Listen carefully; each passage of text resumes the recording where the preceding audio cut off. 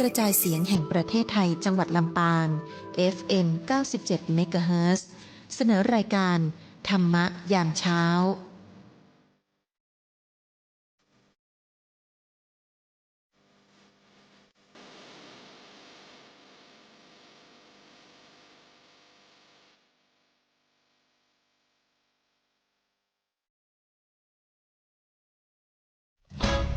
ปานาติปาตาเวรมณีอทินนาทานาเวรมณีกาเมมุสาสุราเม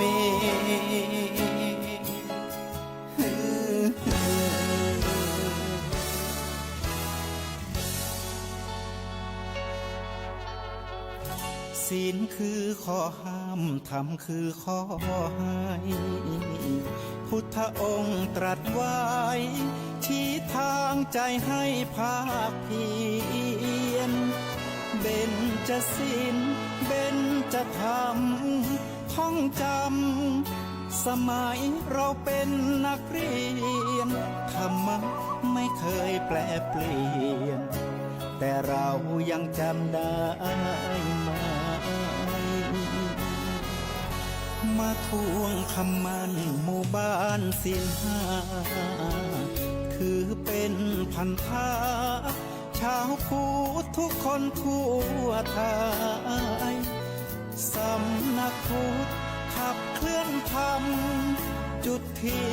ยนสว่างที่กลางหัวใจสังคมจะร่มเย็นได้ศีลธรรมในใจต้องมีเบญจศีลว่ายังไงไหนลองท่องมาข้อหนึ่งห้ามฆ่าสัตว์ข้อสองห้ามลักทรัพย์ข้อสามห้ามประพฤติผิดในกามข้อสี่ห้ามพูดเท็จข้อห้าห้ามดื่มสุราแล้วเบญจะทำทั้งห้าว่าอย่างไรในบอกชัดๆอีกทีพุทธังธัมมังสังฆะกราบคารวะองค์พระสัทธาหรือรัตนะพระศาสนาอันเป็นมรรคาตถาคตเจ้าเตดไว้เป็นตั้งเนื้อเตียวต่องเต้าเข้าสู่นิพพานจันฟ้าสร้างสมผลบุญอย่าได้ตุนจ้าหีบเห่งไว้นาฝังธรรมวันศีลวันพระอย่าละลงล้ำตักบาตรฟังธรรมจำศีล85หน้าแรงฝนหนาวหนุ่มสาวทวนหน้าเท่าแก่ชราญาติมิตรจำศีลฟังธรรมกำให้ชีวิตบนติดตายเต้าตัวไปความดีเฮานั่นบ่หนีไปไหนโจรบ่ลักไปไฟไหม้บ่เสี่ยงสุขจุ่มเย็นใจนวลใจใส่เกรียงจื่อเสียงถึงดีแต่เล่าบุญรักษาศีลนั่นเป็นข้อเก้าตามแบบเบาเดิมมาอัฏฐศีลปัญจสิกขาพระศาสดาว่าไว้อย่างอันเบื้องต้นคุณธรรมจำไว้คือแม่นมั่นศีลสำคัญเข่งครัดข้อสองทัดมาไขจ่าแม่นตัดบุญเกิดจากใดเตตานวัตถุสิงทรัพย์เข้าสุขเข้าสารจกใจเป็นตานแบ่งปันเนื้อเจ้าอย่าจกคนขอคนแก่คนเฒ่าถวายให้พระเนรเถรหน่อยบุญปาวาสนาทัดมาปังซอยเมตตาจ่องห้อยตุยตันกำจัดโลภะโทสะโมหันปั่มเป่งตึงวันกุศลหอมปอรักการทำบุญครบ3 บาทคอกล่าวย่อฟังมาอย่าละเลยนายเฮยก็ขอความสุขความเจริญจงมีแด่คณะสัตยาญาติโยมผู้ฟังทุกคนทุกท่านวันนี้รายการธรรมะยามเจ้าตางสทรปัง FM 97 เมกะเฮิรตซ์ก็ได้มาพบปะกับคณะสัตยาญาติโยมแหมวาระหนึ่งซึ่งการนำของคณะสงฆ์จังหวัดลำปางที่ได้นำป่าพระสงฆ์พระเถระทั้งหลายได้มาพบปะกันบ่ว่าจะเป็นพระนักเผยแผ่ธรรมทุกคนทุกท่านท่านพระครูสิริธรรมบัณฑิตพระครูสิริธรรมวิพัฒน์ที่ได้มารวมกันจัดสรรรายการธรรมะยามเจ้าขึ้นเพื่อให้เกิดประโยชน์กับคณะสัตยาญาติโยมเพื่อให้เกิดความ เป็นสหธรรมิกกันนะกับคณะสัตยาติโยมทั้งหลายในช่วงตอนเจ้านี่ตีห้าไปจนถึง6 โมงเจ้าก็มีคณะสัตยาติโยมหลายผู้หลายท่านเข้ามาร่วมสร้างพลังจิตพลังใจพลังศรัทธาร่วมกันเป็นบรมวลในเรื่องของการสร้างความสัมพันธ์สะชนในบวรพระพุทธศาสนาเขาสร้างบุญสร้างกุศลกันไปในช่วงตอนเจ้า รายการธรรมะยามเจ้าเนี่ยก็ได้รับความอุปถัมภ์จากต่างสวทลำปางนะโดยการนำของคุณมือการสถานีคุณเดือนอินตะเป็นต้นคุณกัญจนาอินทาหัวหน้าฝ่ายรายการนะหัวหน้าประสานทีมทองหัวหน้าฝ่ายช่างนะแล้วก็ทีมงานช่างก็จะมีไม่ว่าจะเป็นคนแหลมเพชรนันตาแสงคนอิทธิพลพวงจันทร์คนภูพิงพงศิริแสนช่างต่อวัทีร้อยทีอาทิตย์วรรณวรีเป็นต้นก็ได้มารวมกันขับเคลื่อนธรรมะยามเจ้าพร้อมกันกับคณะสัตยาติโยมที่ฟังอยู่ทางบ้านที่เปิดฟังอยู่บอกว่าจะเป็นตั้งในการตั้งในบ้านพ้องนะเปิดฟังกันเพื่อสร้างเสียงธรรมให้กับตัวกับตนกับผู้คนทั้งหลายที่อยู่ทางบ้านทางจองเฮาเนี่ยรายการธรรมะยามเจ้าก็จะมีคณะสัตยาติโยมเป็นที่ปึ่งปึ่งป้าอาศัยกันโดยคำว่าบวรพระพุทธศาสนาจะต้องมีเปิ้นห้องว่ามีกลุ่มหรือว่ามีสมาคมขึ้นมาเปิ้นห้องว่าพุทธสมาคมขึ้นมามีบวรคำว่าบ้านวัดโรงเรียนจะต้องมีองค์กรที่อยู่รวมกันอันนี้เปิ้นห้องว่าสัมพันธชนในกลุ่มชนที่เขาอยู่รวมกันแต่ในด้านพระพุทธศาสนาเขาเนี่ยเปิ้นห้องว่าพระพุทธศาสนาเขาจะแข็งแกร่งได้เนี่ยแล้วก็หลักธรรมคำสอนจะแข็งแกร่งได้เนี่ยต้องขึ้นอยู่กับบริษัทบริษัทนี่คือบริษัทซีบริษัทซีก็คือภิกษุภิกษุณีอุบาสกอุบาสิกาภิกษุณีเขาหัวมีแล้ว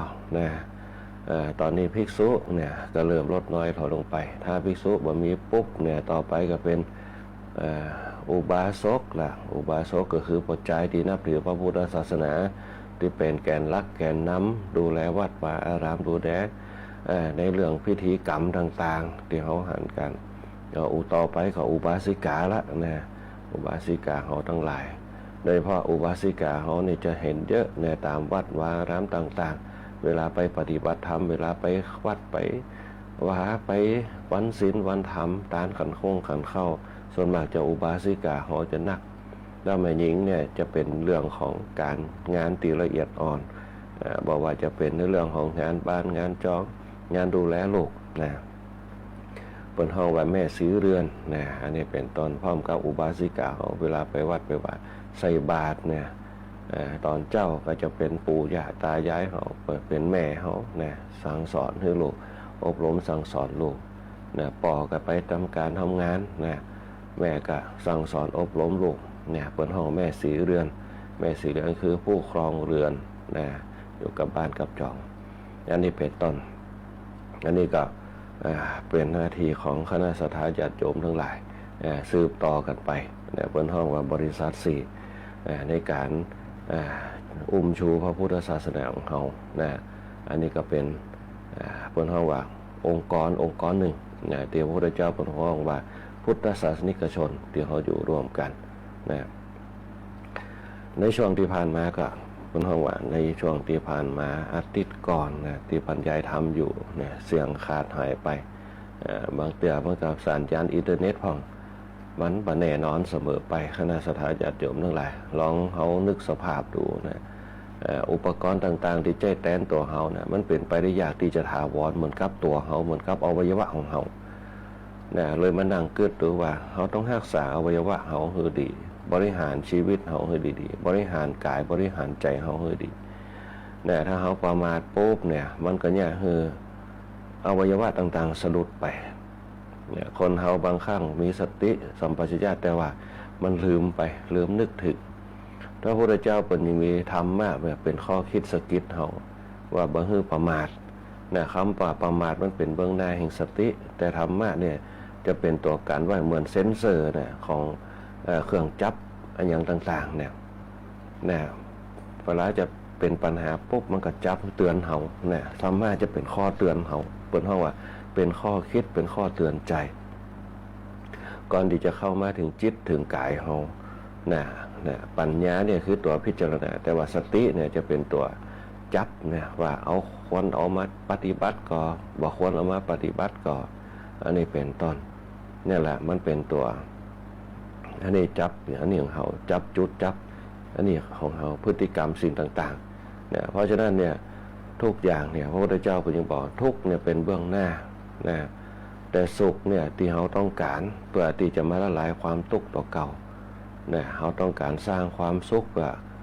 ละลายความทุกข์ที่มันเป็นอยู่ทุกข์กายทุกข์ใจเนี่ยมีอยู่2อย่างนะทุกข์กายกับทุกข์ใจ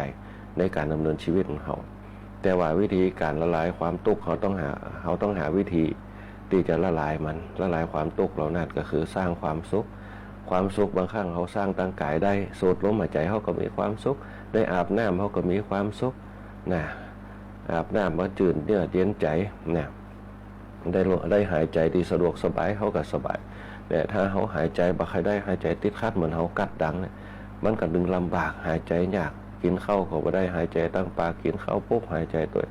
เนี่ยในช่วงนี้ก็เป็นไอกันเคาะแคกกัน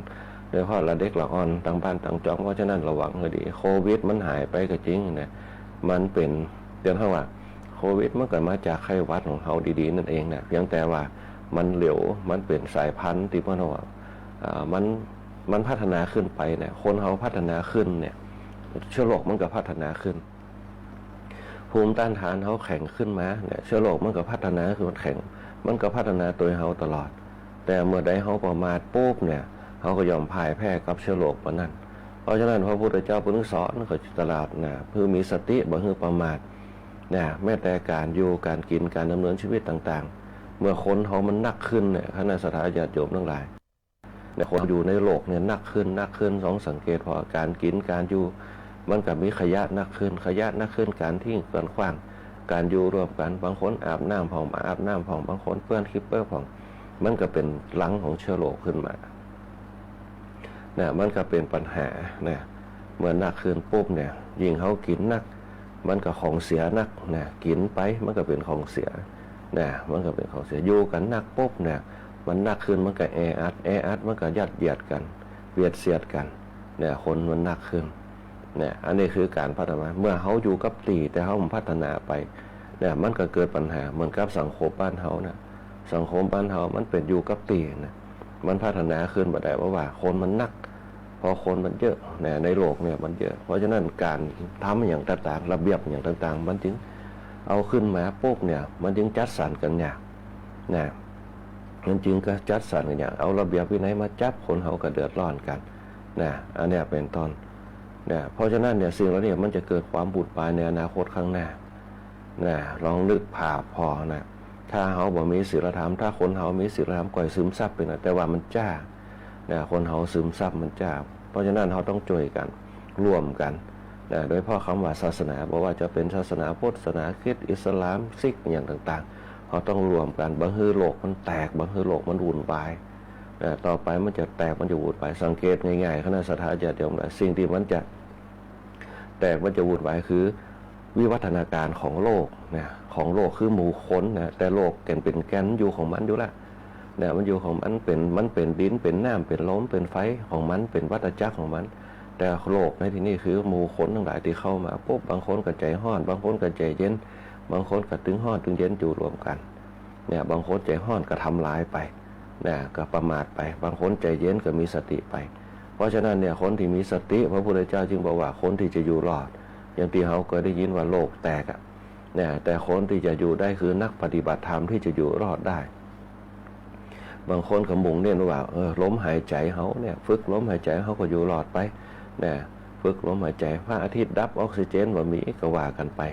แต่คำว่าโลกแตกก็คือเนี่ยแหละอย่างที่เขาเห็นกันทุกวันเนี่ยคือแตกด้านความคิดแตกด้านศีลธรรมแตกด้านความคิดแตกด้านศีลธรรมปุ๊บ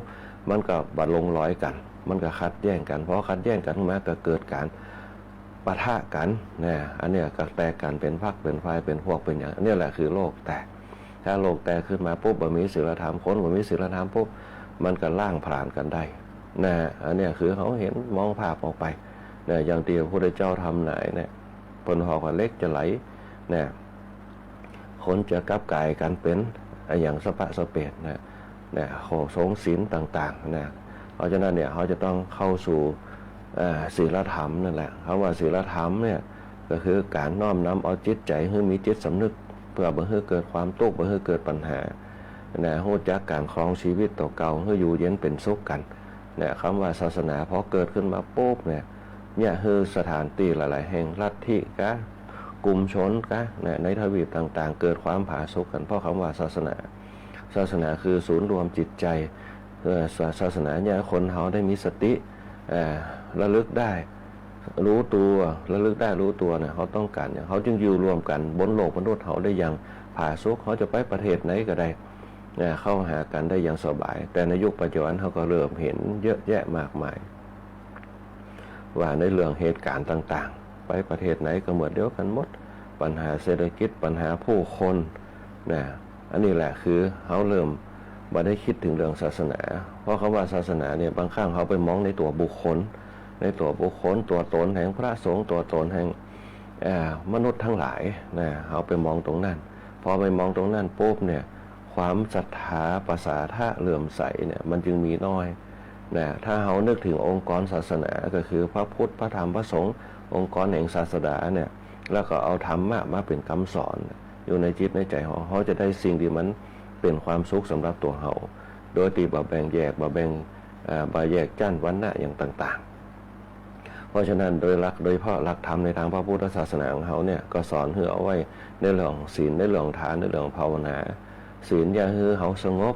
ศีลอย่าเขามีระเบียบศีลอย่าเขาเนี่ยมีความเป็นปกติปกติความเป็นมนุษย์มีระเบียบในการจัดมือจัดเท้าจัดสติให้มันเป็นระเบียบเรียบร้อยอย่าให้เขาสงบได้ให้เขาสำรวมได้อันนี้คือศีลถ้าคนเขาสงบได้สำรวมได้ปกติได้เขาจะเป็นสุขศีลมีศีลสุขแล้วมีธรรมสุขใจอันที่สองคือทานนั่นประจำเป็นจะต้องมุ่งเน้นไปที่ตุเจ้าอย่างเดียวจะถวายทานกับที่ตุเจ้าปัจจัยทานกับไก่กับลูกกับผัวเขาเมียเขาอยู่ด้วยการฮื้อทานซึ่งกันได้กันทานก็คือการปันใจการปันใจการให้อภัยการให้โอกาสอันนี้คือฐานเขาฮื้อหลวงพระเขาบ่ฮื้อทานต่อกันมันก็อยู่ด้วยกันบ่ได้มันก็แบ่งแยกกันคนเขามันบ่มีศีลเนี่ยมันก็แยกให้ความเหลื่อมล้ำมันเกิดเมียก็ว่าเมียผัวเมียก็ว่าเมียใหญ่ผัวก็ว่าผัวใหญ่คนเฮามันบ่มีศีลบ่สำรวมพอมันเป็นตรงนี้ปุ๊บมันก็แยกให้เกิดความจริงใจมันเสมอภาคกันความเสมอภาคกันมันจึงแยกให้เกิดความบ่ยอมกันบ่ลงรอยกันเพราะฉะนั้นศีลเป็นจัดระเบียบคือเฮาฮู้จักท่าทีถ้อยทีถ้อยอาศัยทานเนี่ยจะแยกให้เขาปั่นใจบางครั้งกับพรปนป้องผัวเป็นน้ำเมียเป็นไฟผัวเป็นไฟเมียเป็นน้ำไปกันระดมความคิดซึ่งกันและกันอันเนี้ยศีลจะแยกให้เขาเนี่ยส่งไปถึงฐานอย่างเขาปกติคือเขาสำรวมในจิตของเขาบ่ฮือมากในกามคุณบ่ฮือเขาทะเลาะกันบ่ฮือเขาละเมิดสิทธิ์กันบ่ฮือเขาอู้จาบดีต่อกันบ่ฮือเขาประมาทนี่คือศีล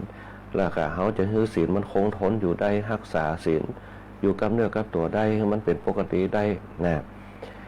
เขาก็ต้องมีฐานเป็นตัวขับเคลื่อนเป็นพลังส่งเสริมการฐานก็คืออย่างเขาฮือปั่นใจฮือกันฮือเอาภัยซึ่งกันและกันคนเขาเนี่ยบางครั้งต้องอยู่ด้วยความฮักกันว่าฮือเอาภัยซึ่งกันและกันอย่าฮักกันด้วยหน้าตาด้วยกามคุณด้วยกามคุณฮักคนนั้นเปลี่ยนคนนี้ฮักคนนี้เปลี่ยนคนนั้นการมีครอบครัวคือการสลัดออกจากภพคือมีครอบครัวเพื่อสืบทอดสกุลเพื่อสืบทอดทายาทอันนี้เป็นตอนอันนี้แหละคือฐานคือการแบ่งปันการปันใจมันจริงแย่เขาเนี่ยเป็นคนตีสว่างอยู่ตลอดเวลาฐานจะแย่เขาเป็นคนตีสว่างสวัยเพราะอย่างฐานจะทำให้เราเป็นคนใจกว้างฐานจะทำให้เราเนี่ยรู้จักผ่อนปลนฐานจะแย่เขาลดละเลิกปล่อยวางมันมีอานิสงส์ของมันหมดตีเขาเรียกว่าฐานบารมีคำว่าฐานนี่แหละจึงเป็นตียกย่องในของนักปฏิบัติทั้งหลายจึงเป็นตีบารมีของคนทั้งหลายแม้แต่พระเวสสันดรที่เสวยพระชาติเป็นพระพุทธเจ้าเนี่ยก็คือฐานะบารมีเขาจะฮื้อเมียกับคนอื่นได้ก็ยากเขาจะฮื้อลูกกับคนอื่นได้ก็ยาก เขาจะฮื้อบ้านเดียวกับคนอื่นก็ยากเขาจะฮื้อรถกับคนอื่นก็ยากเนี่ยเพราะคนเขายังติดในการมาคุ้นอยู่เนี่ยจังพระเวสสันดรเปิดสละทุกอย่างแม้แต่จะโดนประชาชนขับไล่ออกจากเมืองในฐานะที่เอาจ้างปูบ้านคูเมืองไปฮื้อกับคนอื่นเนี่ยเป็นต้นแต่ในฐานะเป็นเสวยพระชาติเป็นพระพุทธเจ้าเนี่ยเพราะฉะนั้นเนี่ยแม้แต่ตัวเขาเนี่ยยังบ่ใจตัวเขาเลยเนี่ยจิตเท่านั้นนะที่ของตัวของตนของเขาเพราะฉะนั้นบริหารจิตให้ดีพอบริหารจิตดีปุ๊บทุกอย่างก็จะเป็นสุขเนี่ยกายโยจะเป็นสุขส่วนรวมก็จะเป็นสุขเขาจะจิตทุกดวงจิตเนี่ยที่เขาทำกันอยู่เหมือนกับคณะสัตยาญาติโยมทั้งหลายบำเพ็ญจิตตัวเก่าได้เป็นฌานแค่ท่านได้ฟังวิทยุเนี่ยฟังธรรมะตรงนี้เนี่ยธรรมะอาจจะมีสาระพอบ่มีสาระพอแต่เขาตั้งจิตให้เป็นฌานตรงนี้แหละฌานตรงนี้คือกระแสที่มันตรงเนี่ยมันจะมุ่งไปสู่เป้าหมายคืออย่างที่เขาต้องการเป้าหมายคือความสงบพอความสงบปุ๊บมันเป็นนิสัยพอเป็นนิสัยปุ๊บเขาก็จะมีสติในเรื่องของการได้รับจากความสงบตรงนั้นคิดถูกทำถูกพูดถูกมันก็จะตามมาเนี่ยอันนี้เป็นตัวนี่อันนี้ส่งของทานสุดท้ายศีลทานมันมีบารมีขึ้นมาปุ๊บภาวนาความเจริญมันก็เกิดเจริญทั้งกายเจริญทั้งใจเจริญทั้งภายในแล้วก็เจริญทั้งภายนอกคำว่าภาวนานั่นแหละในศรัทธาญาติโยมทั้งหลายเพราะฉะนั้นเนี่ยถ้าเขาปฏิบัติถึงพื้นฐานเนี่ยก็แน่นอนว่าเขาเคยได้สิ่งที่มันเป็นความสุขกับตัวเก่าความสุขตรงนั้นแหละมันจะเกิดผลจะได้มันก็จะเกิดเป็นบารมีให้กับตัวเก่าบารมีตรงนั้นแหละเหมือนพลังงานที่มันอยู่ในจิตของเราพลังงานที่มันอยู่ในกายของเราเมื่อจิตเป็นมีพลังงานที่ทรงไปให้กับกายของเขาเนี่ยพลังงานจิตพลังงานกายเกิดขึ้นมามันก็จะเป็นพลังงานที่มหาศาลสามารถเป็นพลังที่ยกของนักเกินกว่าความลังของเขาก็ได้คิดการใหญ่ก็ได้เนี่ยเป็นพลังภายนอกพลังภายใน เนี่ยพลังภายนอก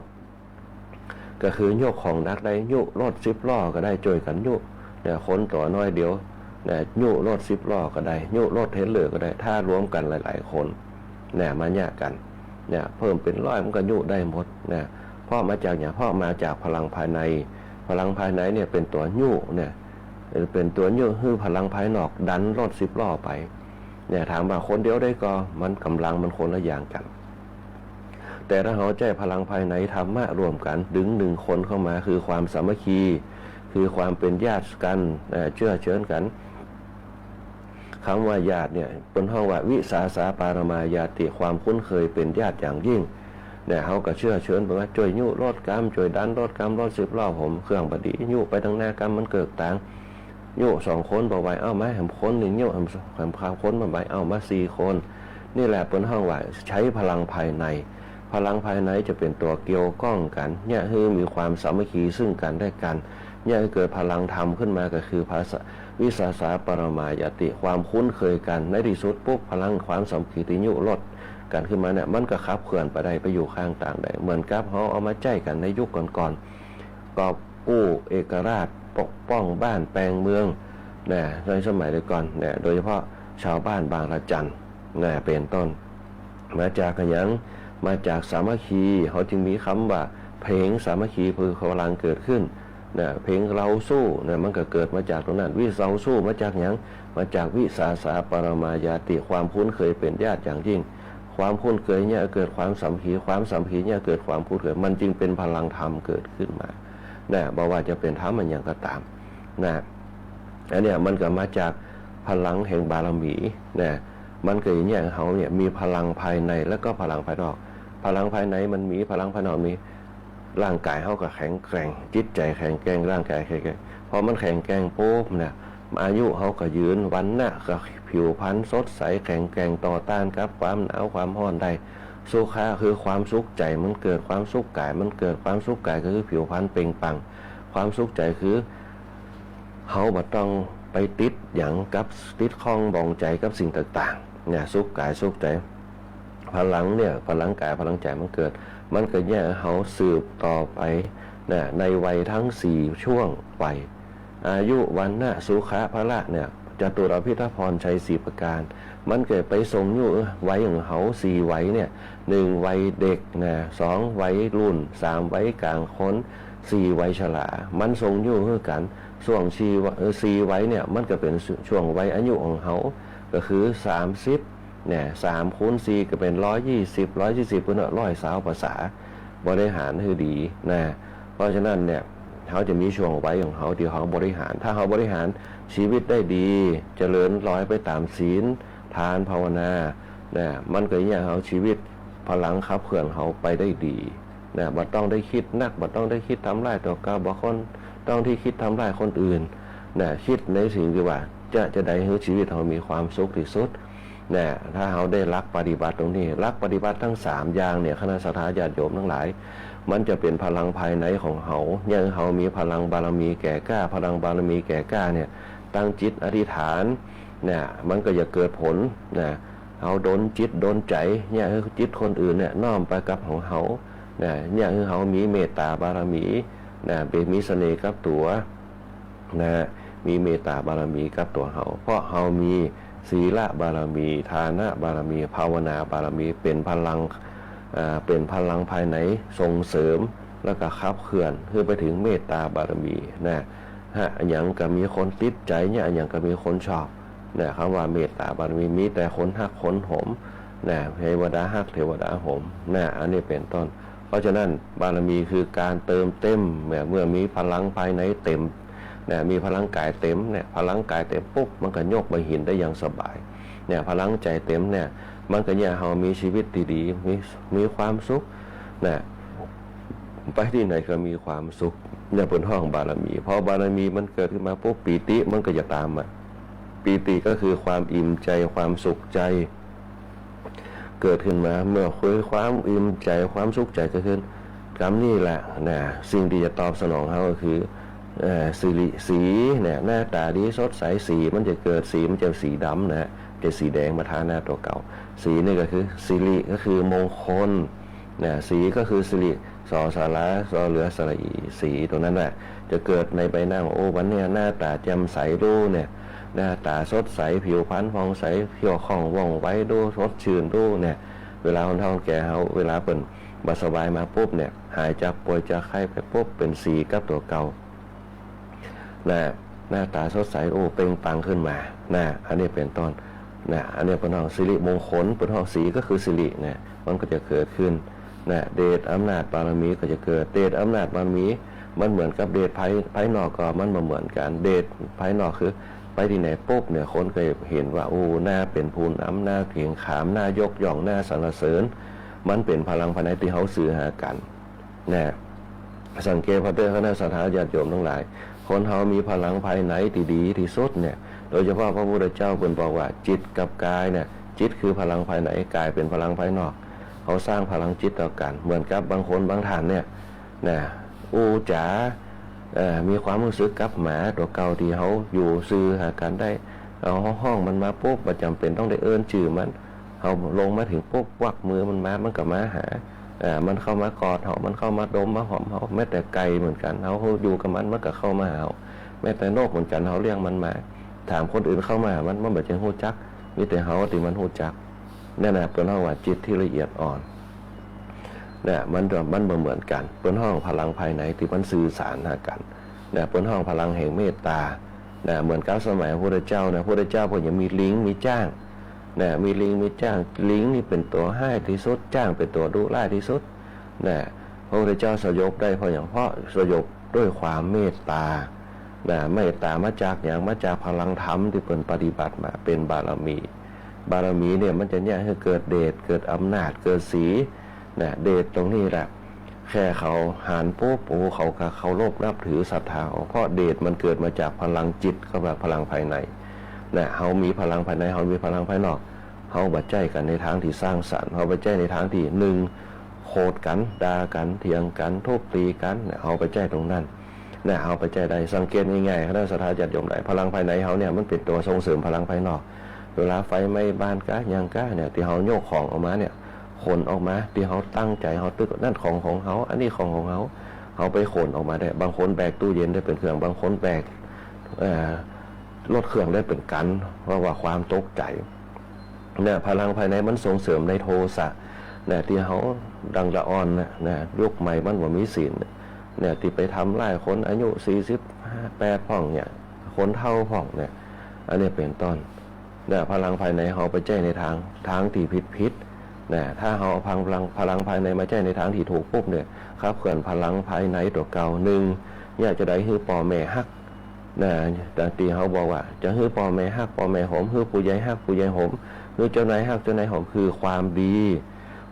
ทำไปปัจจุบันทำวันนี้ทำแรงหน้าใส่กันทำดีขึ้นไปทำให้เป็นหารทำจนเป็นอุปนิสัยเนี่ยทำจนเป็นนิสัยพวกเปิ้นกิริยาเฮาในการทำความดีเฮาซื่อสัตย์กับเปิ้นเฮามีความจริงใจกับเปิ้นเนี่ยความดีตรงนั้นมันจะเนี่ยคือหันเป็นนิสัยทำความดีไปความดีตรงนั้นแหละเป็นพลังภายในผลของพลังธรรมนะพลังธรรมะนั่นแหละที่เฮาใจกันพลังความดีนะพึงรักษาความดีไว้ให้มั่นนะอันเนี้ยเปิ้นเฮาว่ารักษาความดีไว้เจ้านายเปิ้นหันใส่ว่าความดีตรงนั้นเนี่ยที่ว่าทำตอนหน้ากับทำรับหลังมันเหมือนกัน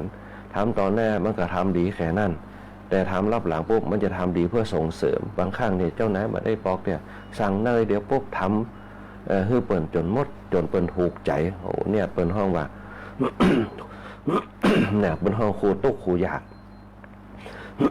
เนี่ยเปิ้นห้องครูตุกครูยากขอสุมาอภัยตัวที่ไอดังไปนะเพราะว่าบางครั้งมาติดเนี่ยอันนี้เปิ้นห้องว่าพลังภายในที่มันส่งเสริมเนี่ยเจ้านายฮักเจ้านายในยุคปัจจุบันเขาจะเห็นน้อยมากคนเฮาในยุคสมัยใหม่โดยเฉพาะเราอ่อนรุ่นใหม่เขาจะหาได้ยากส่วนมากจะทำงานตามเวลาเข้า8ออก4ถึงละออกก็ออกเลยนะแต่บ่มีการล่วงเวลาเนี่ยเพื่อมีการทำงานรวมกันก็ไปได้ก็ไปบ่ได้ก็บ่ไปเนี่ยเหมือนกับคนเฮาในยุคสมัยบัดเดียวนะบางคนทำงานอยู่ตั้งนอกตั้งป่างปุ๊บเนี่ยพ่อแม่อยู่ในบ้านพ่อเสียปุ๊บยังมาบ่ได้ต้องการทำงานอย่างงานยิ่งใจกว่าชีวิตพ่อชีวิตแม่ก็มีอันนี้ถึงอุปมาเปรียบเทียบนะฮะนักศึกษาญาติโยมเนี่ยคนเฮาในยุคใหม่ไปบ่ได้ติดขัดเนี่ยเครื่องบินบ่ได้กับเครื่องบินแปลงเนี่ยเป็นต้นพ่อเนี่ยกับแม่ถือว่าเป็นพระในบ้านที่ยิ่งใหญ่ที่สุดบ่มีอย่างที่จะมาเทียบเทียมได้บางคนสละได้เนี่ยแม้แต่สละเจ้านายไล่ออกงานปุ๊บบ่ได้เขาต้องไปงานป่อเขา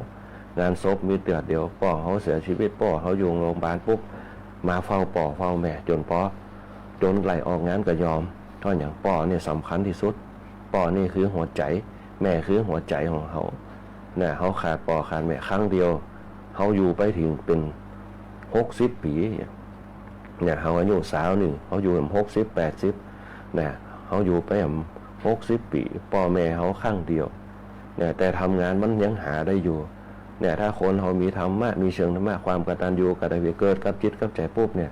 นั่นแหละมันจะเป็นพลังภายในของเขาเนี่ยอันเนี้ยพลังภายในเปรียบเสมือนพยับแดดพระพุทธเจ้าเป็นว่าบุญเปรียบเสมือนพยับแดดเนี่ยบุญจะฮื้อมาเป็นก้อนข้าวที่กินเข้าไปแล้วอิ่มบ่ใจบุญก็คือส่งเสริมทำให้เราหนึ่งอิ่มใจสบายใจสุขใจเนี่ยนอนรับสบายเนี่ยคือตัวส่งเสริมกันและแห่งมาปอปุ๊บเป็นพลังภายในที่เฮามองไปเห็นตัวเตียพระพุทธเจ้าบอกกับพระอานนท์ว่าพระอานนท์ถามบุญเป็นตัวจะได้เนี่ยพระพุทธเจ้าก็ตอบเขาเห็นพยับแดดก่อนพยับแดดก็คือเปลวใสๆที่เกิดมาจากความร้อนแล้วก็ไอเย็นจากอากาศที่เข้ามากระทบเฮาเนี่ยลักษณะของบุญเป็นเช่นนั้นแหละเรามองไม่เห็นตัวเหมือนกับก้อนข้าวที่เรากินไปแล้วร่างกายมันจะได้รับสารอาหารบุญเนี่ยจะเป็นตัวส่งเสริมเนี่ยเขาหนึ่งตาสดใสหัวสมองสดใสกายสดใสนั่นแหละเป็นห้องคนมีบุญจึงเปรียบเสมือนการเป็นห้องว่าเปรียบเสมือนธรรมชาติสีเป็นสีขาวเนี่ยคือเฮาเบาสบายเนี่ยคนเฮามีบุญมันจะสบายอกสบายใจมันสบายอกสบายใจแต่ถ้าคนบ่มีบุญก็คือนักอกนักใจเนี่ยบ่มีบุญเพราะอย่างเพราะมันท้อแท้เหนื่อยล้าต่างๆนะมันจึงบ่เหมือนกันนะบุญจะคือผลก็คือเป็นเหมือนกับพยับแดดปกป้องคุ้มครองส่งเสริมเราในตีเฮาเนี่ยอาจจะวิกฤตก็ได้เนี่ยบางคนบางท่านโปยกระหายตีนายกระหักนะอันนี้เป็นต้นเหมือนกับญาติโยมทั้งหลายเนี่ยอาตมาเคยฟังบางคนบางท่านทำบาปมาตัวทำบุญมาตัวแต่ทำบุญน่ากว่าทำบาปทำบุญเนี่ยเป็นตัวส่งเสริมสร้างบ้านสร้างจ้องสร้างแปลงอย่างต่างๆทำบุญแต่ว่าทำบุญโดยไม่ต้องสงสัยนะทำบุญทำแต่ แต่ว่าต้องสงสัยในเรื่องของบุญจะเป็นจะได้กระจ่างที่มันเป็นตัวเป็นตนขึ้นมาจะเล็กจะน้อยจะใหญ่จะได้ก็ตามเท้าสาธุไปพร้อมอนุโมทนาไปด้วยที่เขาได้ทำไปแล้วนั่นแหละก็คือลักษณะของบุญทำแล้วปุ๊บก็คือทำไม่ติดห่วงในเรื่องของบุญเหมือนกับพระพุทธเจ้าว่าเรื่องของบุญคือการใสต้องปล่อยไปคือใดบ่เหมือนกับบาปปุ๊บทำจะได้ก็ได้ทำแป๊บก็เกิดผลเลยลองไปตบหัวเขาปุ๊บเขาก็ด่าเขาพื้นมาได้ตบให้ยังตีให้ยังเนี่ยเป็นต้นบางคนก็ทะเลาะวิวาทกันก็มีเพราะฉะนั้นพลังภายในเนี่ยเขามีอยู่แล้วเนี่ยถ้าเขาสร้างพลังภายในให้ดีๆในทางที่ถูกในทางที่ดีปุ๊บมันจะส่งเสริมเนี่ยเขาหนึ่งมีบารมีเนี่ยเขามีโจกมีลาภป่าแป้ข้าศึกศัตรูต่างๆเนี่ยอันนี้ก็ขึ้นอยู่กับศรัทธาตัวเองเนี่ยถ้าคนมีศีลมีทานพิจารณามีศรัทธาขึ้นมาความเชื่อมั่นมันจะว่าความเชื่อบุคคลนั่นเนี่ยกระบใจศรัทธาคือความเชื่อของตัวเขาเนี่ยเชื่อตัวเขาเชื่อมั่นในตัวเขาว่าเขาทำไปแล้วย่อมเกิดผลบางเตือเขามีข้อสงสัยแต่เขาปฏิบัติดีเนี่ยการทำบุญการให้เนี่ยก็คือทายกผู้รับก็คือปฏิฆาหกคือไผ่ผ่องมีตู้เจ้าก็ได้มีขอทานก็ได้มีนกก็ได้มีสัตว์อย่างก็ได้ผู้รับเหมือนกับเขาเหืออาหารนกไปเนี่ยนกมันเป็นตัวหับก็คือจิกกินมันวิจัยที่จิกกินว่าคนนี้เอาหือมันเนี่ยเขามันต่อไปมันหันหน้าคนนี้มันเห็นสีของคนนี้มันเห็นกินของคนนี้มันก็เข้ามาใกล้เขาติ๊กบางคนเนี่ยใกล้เข้าตอนแรกเอาบนห้องว่าตอนแรกเนี่ยเอายืนโจคือก่อนเหมือนกับลิงเนี่ยเหมือนกับลิงที่เขาหาพระพุทธเจ้าเนี่ยโจคือก่อนแม้แต่เห็นพระพุทธเจ้านั่งปุ๊บลิงจะมากล้าเข้าใกล้เลยเนี่ยคณะสัทธาญาติโยมคงจะเห็นเนี่ยเป็นห้องว่าปางเป็นห้องว่าที่มีลิงกับจ้างปางปาริระยะกะนั่นน่ะปางป่าเลไหลนั่นน่ะลิงเนี่ยกว่าจะเข้าหาพระพุทธเจ้าเนี่ยความจริงพระพุทธเจ้าผลมีอย่างลิงหันใส่ปุ๊บเนี่ยจ้องพระพุทธเจ้าโอ้มนุษย์นี่ตัวทำร้ายเนี่ยเขาเข้าใกล้บ่ได้เนี่ย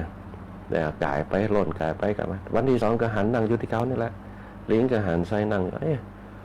คนนี้มันบ่เหมือนเปิ่นเนี่ยคนอื่นเปิ่นยังกำปืนกำไม้กำมีดไล่ล่าสัตว์แต่คนนี้เนี่ยไม่แต่ยุงมาเกาะหยังก็นกมาจับไหลก็บ่สนใจปฏิบัติสมาธิอยู่ตลอดหล่นไปสงสัยมามีคนเอาเข้าเอาอย่างมาฮื้อเอามาตานฮื้อก็บ่กินกินเหี่ยน้อยหนึ่งกินเหี่ย4 กรัม 8 กรัมกินปุ๊บก็เอาวางไว้ฮื้อนกฮื้อหนูฮื้ออย่างมาสิกินไปบ่เหมือนคนอื่นนี่ทีนี้พอกินปุ๊บคนเอามาฮื้อติ๊กคนเดียวมาฮื้อแต่ละคนจากหน้าเศร้าหมองเข้ามาอย่างมาถวายให้กันหน้าตาสดใสมีความเคารพนอบน้อมลิงหันปุ๊บสงสัยปุ๊บเป็นจะได้ไหนเปิดเอามาถวายอย่างเผื่ออย่างขอที่อย่างคนนั้นตอนแรกหน้าตาเศร้าหมองเข้ามาหามาถวายเอาหญ้าขามาถวายพ่องเอาเข้ามาถูกประหยัดมาถวายพ่องพอหลังจากถวายไป6-7 วันบุคคลคนนี้ที่อย่างดูบุคลิกหน้าตาเป็นสิริมงคลเกิดขึ้นมาลิงก็สงสัยพวกกำนี้เขาร้องพอละเอาอย่างไปฮื้อลิงก็ไปเสาะของมาฮื้อเอามาฮื้อจะเนี่ยจะได้ดีไปหั่นใส่เพิ่งก็เอาไปฮื้อไปถวายเอาไปถวายฮื้อเอาไปถวายใส่ใบตองเอายืนฮื้อเปิ้นพระพุทธเจ้าข้างแรกเปิ้นบ่กินเปิ้นหั่นใส่เปิ้นก็บ่กินจะได้นี่บ่กินของเฮาไอ้ก้าของสัตว์เดรัจฉานบ่กินไอ้ก้าเอาไปฮื้อภาคที่2ก็ไปพร้อมประหารดินสักเตียมันนั่งกึดพิจารณาพอมันมีอย่างค้าใจอยู่ในหางพึ่งนั่นก็ไปปีนพอเปิ้นบ่กินสักเตียพระพุทธเจ้าเปิ้นอาหารด้วยไหนของเปิ้นในยะของเปิ้นปีนไปปีนมาก็บ่มีอย่างนี้เอาวางไว้เหมือนกันพระพุทธเจ้าก็บ่ฉันเปลี่ยนระยะเวลาเป็นติดก็เปิ้นจะฮู้นี่เอามาพิจารณาพอมันนึกได้ว่าเปิ้นแม้แต่ยุงเปิ้นยังบ่ตบแม้แต่แมงวันเปิ้นยังบ่นี่เปิ้นให้ยาบ่กินสัตว์อย่างนี้ตกได้เกิดพอไปเห็นใส่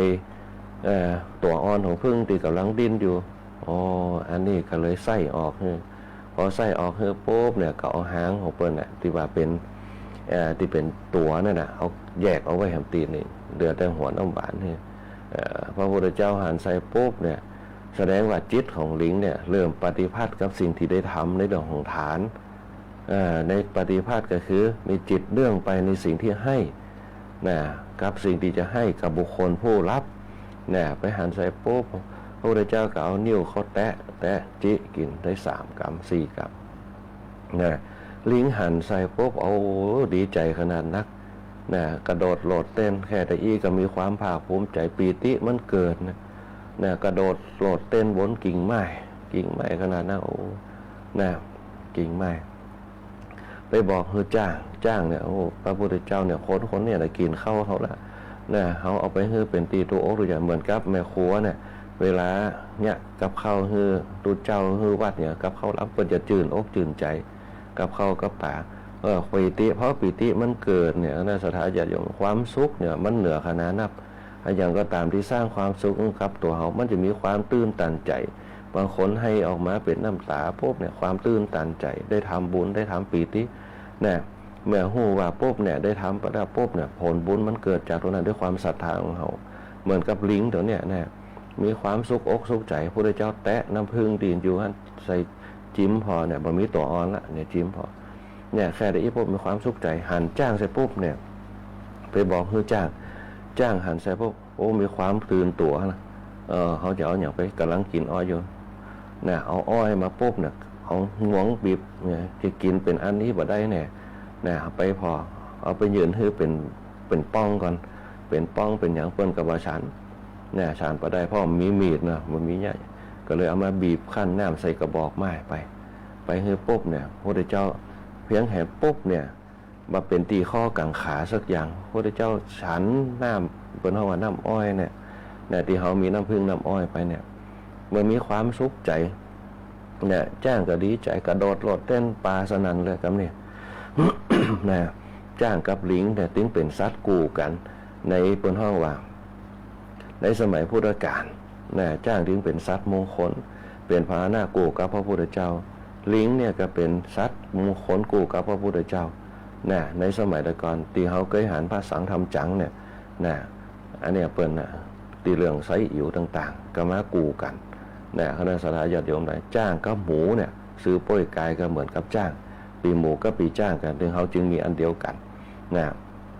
แล้วฉะนั้นทั้งสองตัวเนี่ยเกิดความปีติยินดีจากสัตว์เดรัจฉานเนี่ยลิงเนี่ยดีใจนักดีใจนักลำไปโป๊บเนี่ยห้อยกิ่งนั่นซดกิ่งนี่ห้อยกิ่งนี่ซดกิ่งนั่นด้วยความดีใจเนี่ยที่พระพุทธเจ้าฉันโอ้เป็นตุกเป็นอยากแต่พวกเปิ้นจะกินมันเป็นจะอีลูเปิ้นบ่ฆ่าสัตว์เปิ้นบ่กินของที่เป็นของเป็นต่างๆดีใจปุ๊บดีใจนักจนพลาดตกลงไปเนี่ยเปียกิ่งไม้หันใส่กิ่งไม้ปุ๊บเนี่ยด้วยความดีใจนึกว่ากิ่งไม้เนี่ยจะอยู่ติเอื้อมมือของตัวเก่าแต่ที่ไหนได้ปุ๊บเนี่ยเอื้อมไปบ่ถึงสักกำกิ่งไม้เป็นกิ่งไม้อ่อนไปอย่าตกลงมาเนี่ยตกลงใส่หน้าผาเนี่ยที่เป็นหินเสียบหน้าอกตายปุ๊บเนี่ยแทนที่จะไปเกิดนรกเป็นสัตว์เดรัจฉานนรกเปรตอสุรกายสัตว์เดรัจฉานเนี่ยไปเป็นเทวดาเลยตกไปปุ๊บเป็นเทวดาหน้าตบุตรมกตะเทวบุตรเป็นเทวบุตรลิงที่เขาเคยหันเรื่องซุนหงอคงเป็นต้นที่เขาเป็นในวรรณคดีของประเทศจีนเปิ้นคณะสัตยาติโยมทั้งหลายเกิดมาเป็นเทวดาก่อนที่จะมาเป็นคนฉลาดในภายภาคหน้าในสมัยพุทธกาลนั่นเองนี่แหละเป็นเพราะว่าการทำบุญการสร้างบารมีแม้แต่สัตว์เดรัจฉานต่างๆมันก็มีความรู้สึกของมันมนุษย์คนเฮาทั้งหลายก็เหมือนกันที่เขาอยู่รวมสัตว์กันได้เนี่ยก็เพราะหนึ่งเขามีจิตเมตตากับมันไม่สงสังเกตว่าเจ้านาเขาเนี่ยที่ไทยนาไทยอย่างกับควายก็ตามกับหมูก็ตามเขาจึงมีความกตัญญูต่อกันเวลาถึงประเพณีไทยนาไทยอย่างเขาก็ฮือห้องขวัญขวายเปิ้นมีทุกอย่างคนสมัยบ่เก่าเปิ้นบัดละธรรมชาติเพราะเขาเกิดมาจากธรรมชาติ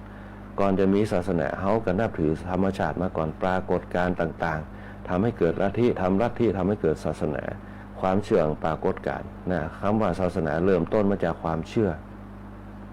เพราะนั้นความเชื่อตรงนี้เนี่ยเขาจะต้องเชื่อในหลักการเขาจะเชื่อต้นบัญญัติของเขาคือพระพุทธพระธรรมพระสงฆ์พระพุทธก็คือผู้ให้กำเนิดศาสนา เพื่อศึกษาพระธรรมอันที่สองคือพระธรรมเนี่ยเขาต้องเชื่อในพระธรรมคำสอนต่างๆพระธรรมคำสอนต่างๆเนี่ยแม้แต่นักวิทยาศาสตร์อันเบิร์ตไอน์สไตน์เนี่ยผลยังปฏิเสธเลยว่าธรรมะของพระพุทธเจ้าไม่เป็นความจริงผลยังยอมนับถือธรรมะของพระพุทธเจ้าสามารถนำมาแจ้งมาปฏิบัติกันได้ผลจริงขึ้นอยู่กับความศรัทธาของมนุษย์คนเขาทั้งหลายถ้ามนุษย์คนเขาทั้งหลายมีความศรัทธามีความเลื่อมใสในหลักการตรงนั้นเอามาปฏิบัติมันย่อมได้ผลจริงอย่างเช่นอยู่รวมกันสังหาวัตถุสี่ที่เขาอยู่รวมกันโอบอ้อมอารีวจีไพเราะสงเคราะห์ทุกคนวางตนให้พอดีเขาลองเอามาใจพอกันโอบอ้อมอารีซึ่งกันและกันสังหาวัตถุสี่โอบอ้อมอารีซึ่งกันและกัน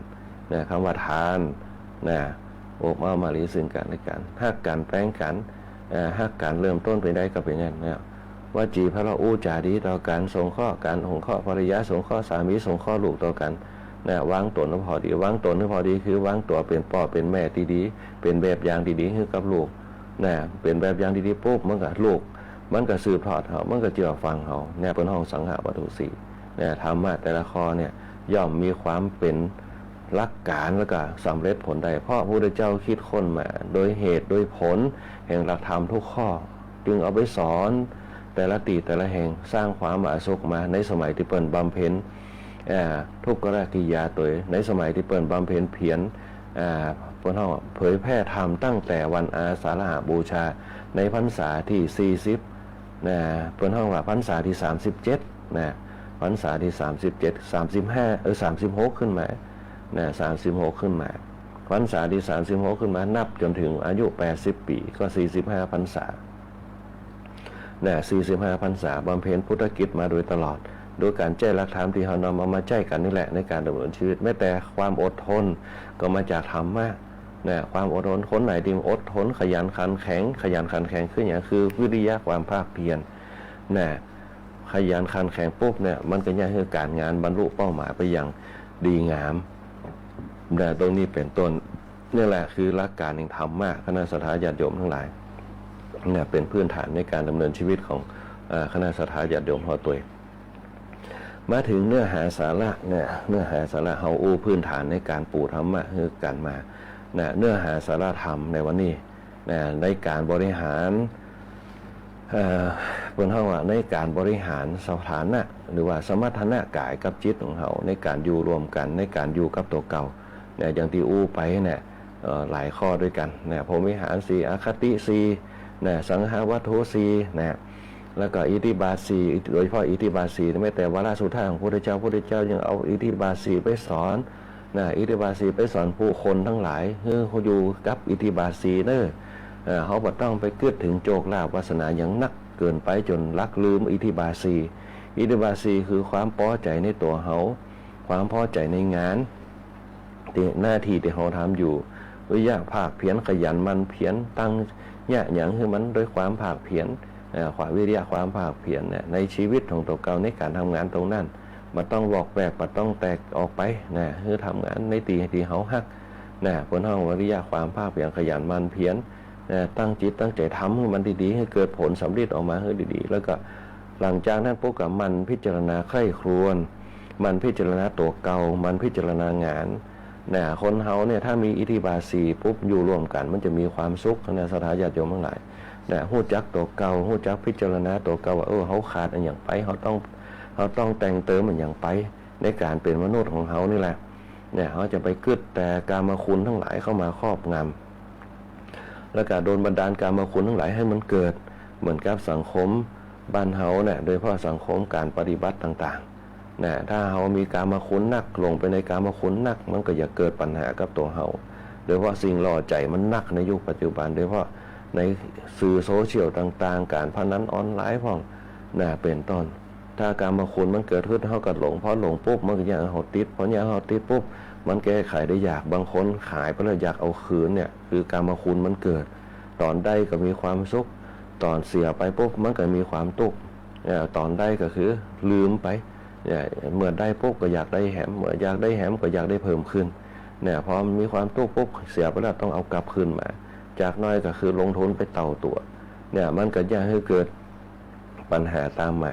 เพราะนั้นการพนันบ่เข้าออกไผ่บ่เข้าไผ่ออกไผ่ไม่บ้านข้างเดียวเนี่ยยังเหลือตีดินให้อยู่มีการพนันเข้าสิงคนหนึ่งบอกว่าบ่เหลือทั้งบ้านบ่เหลือทั้งตีดินบ่เหลือทั้งญาตินะตัวเพราะฉะนั้นเนี่ยเมื่อเสียไปแล้วก็เสียไปเริ่มต้นใหม่ตั้งต้นใหม่ให้ดีๆมันภาษาถ้าเขาตัดออกไปได้เนี่ยแล้วเขาเริ่มต้นทำงานใหม่เนี่ยเขาต้องคำนวณชีวิตตัวเก่าให้ดีการวางแผนชีวิตของเขาเนี่ยต้องมีแผน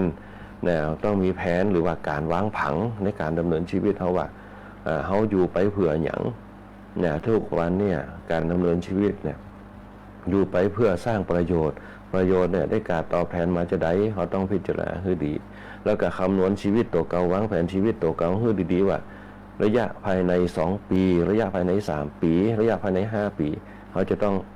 ทำสิ่งนี้ให้เกิดเป้าหมายด้านไหนเนี่ยเพราะฉะนั้นคนเฒ่าแก่เขาในยุคสมัยก่อนๆเนี่ยคณะสัตยาญาติโยมทั้งหลาย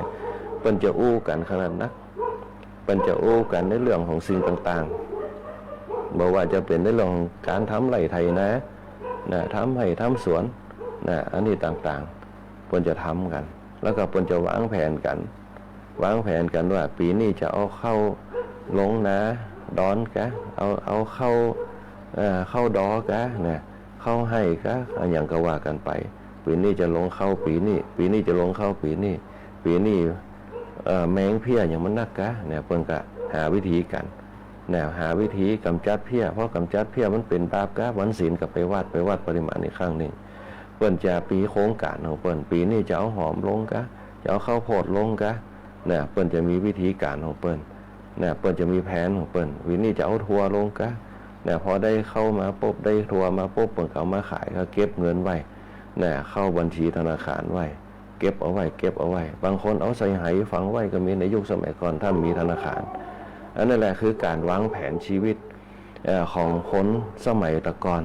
ซึ่งต่างกับคนเฮาในยุคปัจจุบันชนมากจะลงทุนกันเนี่ยอันนี้เป็นต้น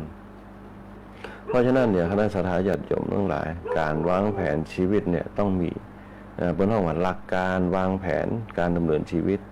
เนี่ยถ้าคนบ่มีหลักบ่มีเกณฑ์บ่มีการในการวางแผนชีวิตเนี่ยมันก็เนี่ยเขาไขว้เขวได้เนี่ยเขาไขว้เขวได้เพราะเขาจะสามารถกำหนดเนี่ยการแบ่งการกินการเก็บได้เนี่ยอันนี้เป็นต้น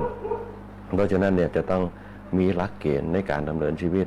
การตั้งเป้าหมายชีวิตของตัวเก่าในการดำเนินชีวิตในการอยู่การกินอันนี้เป็นต้นบางพ้นก็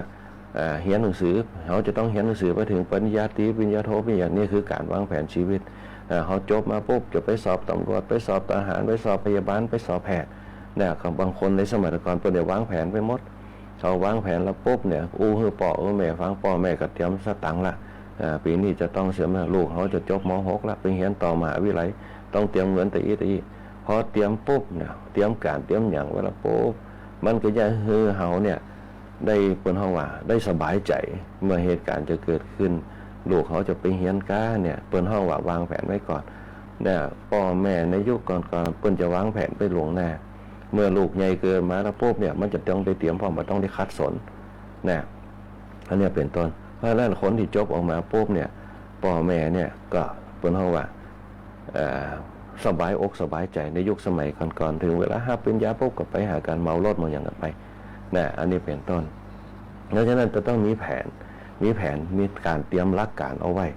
อย่าให้เกิดเป้าหมายแล้วก็ดำเนินชีวิตไปอย่างตามระบบตามระดับที่เขาได้วางแผนชีวิตเอาไว้เนี่ยสังเกตง่ายๆเลยคณะสัตยาญาติโยมทั้งหลายมันจึงเกิดบ่ต้องได้คิดนักบ่ต้องไปจักหน้าไปถึงหลังคนเฮาในยุคปัจจุบันมันจักหน้าไปถึงหลังเพราะว่าการแบ่งกินกับการแบ่งเก็บมันไม่สมดุลกันอำนาจของการแบ่งกินแบ่งเก็บคนเราในสมัยก่อนเนี่ยมันต้นไปจะกินอย่างที่มันเกินตัวเขาประเดี๋ยวเขากินเกินตัวบางครั้งของกินนิ้วเดียวเหมือนกับบ้านเขานี่แหละแป้งขนาดนักเขาก็ไปกินกันเพื่อความโก้หรูของสถานที่แต่อันนะคนเฒ่าคนแก่คนยิ่งบอกว่าขยันแต่ไม่ประหยัดขจัดความจนไม่ได้อยากรวยจะต้องขยันอยากมีหลักฐานจะต้องประหยัดวิริเยนะทุกขะมัจเจติคนจะล่วงทุกข์ได้ด้วยความเพียรตอนนั้นแหละมันจะเนี่ยเฮาเนี่ยละลายความทุกข์ทั้งหลายออกไปได้พอเฒ่าแก่มาปุ๊บก็สบายอกสบายใจละ ลูกเฮามีฐานะมั่นคงแข็งแรงแต่ถึงจะบ่ได้มีความรู้ระดับเป็นสูงแต่สามารถบริหารที่นาตีให้ได้อย่างมีความสุขอยู่กับธรรมชาติได้นะชีวิตคนเราต้องการแค่นั้นคือความสุขในบ้านปลายชีวิตเนี่ยคณะสัตยาญาติโยมทั้งหลายคนเราว่าจะสำเร็จได้ก็คือต้องด้วยอิทธิบาท4คุณเครื่องความสำเร็จนั่นเองมันจะเนี่ยคือทำเกิดกับตัวเราได้เยอะมากโดยพอตีได้อู้กันไปอิทธิบาท4ทศพิธราชธรรม10แต่ละบทแต่ละตอนก็จะเกิดขึ้นมาบารมีก็จะตามมาเองนะครับสุดท้ายพวกพอบารมีเต็มปุ๊บเนี่ยหลักธรรมต่างๆที่เขาจะได้นำออกมาใจอย่างเขาก่อนเขาได้อู้ไปถึงในเรื่องของธรรมคุ้มครองโลกเนี่ยมันก็ยังเขาเป็นตัวส่งเสริมยังให้เกิดความงดงามขึ้นมาเนี่ยคือทำอันนี้คืองามขันติโสรจะความอดทนความสงบเสงี่ยมเกิดขึ้นนะกับตัวเฮาละเป็นดอกไม้ประดับในตัวเฮาคุ้มของโลกหิริความละอายแก่ใจโอตตะปะความเกรงกลัวเนี่ยมันยิ่งเกิดขึ้นกับคนเฮาในยุคสมัยก่อนในยุคปัจจุบันความละอายแก่ใจเฮาบ่สนน่ะยิ่งด่ามานักต่อใดพวกยิ่งชอบนะคนเฮาสมัยแต่ก่อนความละอายแก่ใจเนี่ยยังมีอยู่กับตัวจะไปแย่อย่างมันอายวงตระกูลเนี่ยมันเป็นต้นเป็นแม่ย่าแม่หญิงต้องปฏิบัติตัวเป็นแม่ย่าแม่หญิงเนี่ยจะไปให้มีความละอายเกิดขึ้นเนี่ยเป็นพอใจก็ต้องประพฤติตัวเป็นลูกพอใจเนี่ยจะไปคุยแม่หญิงเนี่ยผู้ชายอก3 ศอกกล้าทำกล้ารับเนี่ยที่เป็นถึงว่ากันมีความละอายแก่นั่นเพราะฉะนั้นเนี่ยศักดิ์ศรีแห่งความเป็นพอใจจะเป็นผู้กล้าหาญศักดิ์ศรีแห่งความเป็นแม่หญิงก็คือความเป็นผู้อ่อนสมเป็นกุลสตรีเนี่ยทำเป็นโลกวันคุ้มครองงูตัวเขาเนี่ยเขาเนี่ยอยู่เย็นเป็นสุขมีความงดงามทั้งนอกทั้งในโอตตะปะความเกรงกลัวเนี่ยเกิดมาจากความเกรงใจเมื่อเกรงกลัวเกิดขึ้นความเกรงใจมันก็เกิดตามมาเนี่ยหู้จักเกรงใจกันเกรงอกเกรงใจกันเกิดขึ้นสามีภรรยาเกรงอกเกรงใจกันมันก็เนี่ยคือความศรัทธาเกิดขึ้นในครอบครัวพ่อแม่ลูกเกรงใจกันพวกมันก็เกิดความสมดุลกันในเรื่องครอบครัวปู่ย่าตายายกับหลานเกิดความเกรงใจพวกมันก็เกิดความเคารพนับถือศรัทธาต่อกันและกันนี่แหละธรรมคุ้มของโลกเนี่ยเขาอยู่เย็นเป็นสุขกันนะเดี๋ยววันต่อไปเขาจะมาอู้ถึงเรื่องอธิษฐานธรรม4อธิษฐานธรรม4เนี่ยธรรมะที่ควรตั้งไว้ในจิตของตัวเก่านะตั้งไว้ในจิตเก่าแล้วก็เป็นย่างจิตของเขาเนี่ยรู้จักความจริงรู้จักการเอื้อเฟื้อเผื่อแผ่รู้จักความสงบไปนะวันนี้เวลาหมดนะโดยเวลา4 นาทีก็ขอเจริญพรกับคณะสัตยาญาติโยมผู้ฟังทุกคนทุกท่านที่มาสร้างบารมีธรรมรวมกันในช่วงตอนเจ้าวันนี้นะเพราะว่าจะเป็นคุณโยมสรวุฒินะคุณโยมสมพรคุณโยมลาวันคุณโยมนพดลคุณโยมบญชนกคุณโยมโชคดีมีความสุขแล้วก็คุณโยมดาราสินเจียมสิริคุณโยมแบบปานอมคุณโยมธนชาคุณโยมอัมภัยคุณโยมมิชิโกคุณโยมอุศรีคุณโยมเอราวัณคุณโยมสง่าคุณโยมสุภาวดีโดยคุณโยมศรีพานคุณโยมใบคุณโยมแม่เพ็ญศรีนะแล้วก็คุณโยมดีเนอร์นะฮะนะแล้วก็คุณโยมแม่ปานอมคุณโยมจันทร์ค้ำคุณโยมเบญจวรรณคุณโยมแสงเดือนคุณโยมทีบาบิลอนตัวคุณโยมก็สุขนนะคุณโยมบวรนะคุณโยมลักษิณานะดังออสเตรเลียบนปัญญามสายละตอนนี้นะคุณโยมลักษิณาฟังอยู่ที่ประเทศออสเตรเลียคุณโยมพี่ไรลาดตัวโยมโนภราชตัวที่เข้ามาส่งรวมสร้างบารมีธรรมด้วยกันนะคุณโยมกัญญาคุณโยมวันดีคุณโยมโนภราชคุณโยมนกยุงนะคุณโยมพี่ไรลาดคุณโยมดาราเสียนเจมสิริคุณโยมเฉลิมพลคุณโยมวสุขนคุณโยมชูสมรคุณโยมจันทร์คำคุณโยมแสงเดือนคุณโยมปาหนอมคุณโยมแม่เพ็ญศรีคุณโยมบุญเที่ยงคุณโยมอัมพันธ์นะและคุณโยมสมสายนะคุณโยมแม่วินิจคุณโยมสง่าคุณโยมสุภาดีคุณโยมเอราวัณคุณโยมอุศรีคุณโยมนวลศรีคุณโยมธนชาคุณโยมแม่เอราวัณแล้วคุณโยมแม่ลาวันนะคุณโยมโชคดีมีความสุขคุณโยมมนชนกคุณโยมนพดลตัวคุณโยมสรวุฒิตัวแล้วก็ตุปีติขามโนภิกขุตุปีอภินันโทภิกขุพระครูวิทักษ์วริยานพระครูวิจารณ์วรการตัวฐานพระครูวัดสานหนองบงตัวนะที่ฟังรายการธรรมะยามเจ้าพระครูวัดตาวิมลตัวนะนักข่าวคณะสัตยาญาติโยมวัดประโดดต้นพงคุณแม่ปิ่นเพชรตัวทางบ้านหนองแหวนนะเขาขาคณะสัตยาญาติโยมทางบ้าน2 แควเหนือ2 แควใต้ตัวที่ฟังรายการธรรมะยามเจ้าในช่วงตอนเจ้านี้คณะสัตยาญาติโยมตังเมธะนะแล้วก็คุณแม่สุรีตามบ้านทงหัวจ้างคุณแม่สโลยบ้านแคทเธอรียตัวนะแล้วก็ตาเลยป้าติ๋มตั้งกำแพงเมืองเฮาที่ฟังรายการธรรมะยามเจ้านะแล้วก็พอครูพรธรรมชัยแต่วันนี้บ่ได้เอาไปซื้อวัดมาตอบ คือฟังนะพอดีอธิบายธรรมะลืมเลยเวลาไปแล้วก็ตามูลบ้านไหลศิลาทองที่ฟังรายการธรรมะยามเจ้านะฮะหลายผู้หลายท่านที่ฟังรายการธรรมะยามเจ้าก็ขอให้ส่วนบุญส่วนกุศลที่ได้ปั่มเปล่งบารมีธรรมมาพร้อมกันนี่จงบังเกิดมีให้กับคณะสัตยาญาติโยมสาธุชนหลายจงมีอายุมีวรรณะมีสุขามีพระมีปฏิภาณมีธนาสารสมบัติหิมากล้าคืนกล้าแม่นไขหมานสุขภาพร่างกายแข็งแรงทุกคนทุกท่านวันนี้อาตมาภาพพระครูวิบูลย์ปริยัติยกรพร้อมครับช่างแหลมเพชรนันตาแสงโคบคุ้มภาพโคบคุ้มเสียงขอเจริญพรลาคณะสัตยาญาติโยมเอาไว้แต่เพียงนี้โอกาสหน้าก็มาพบปะกันใหม่วันนี้ก็ขอเจริญพรติดตามรับฟังรายการธรรมะยามเช้าได้ใหม่ในวันและเวลาเดียวกันนี้ทางสถานีวิทยุกระจายเสียงแห่งประเทศไทยจังหวัดลำปาง FM 97 เมกะเฮิรตซ์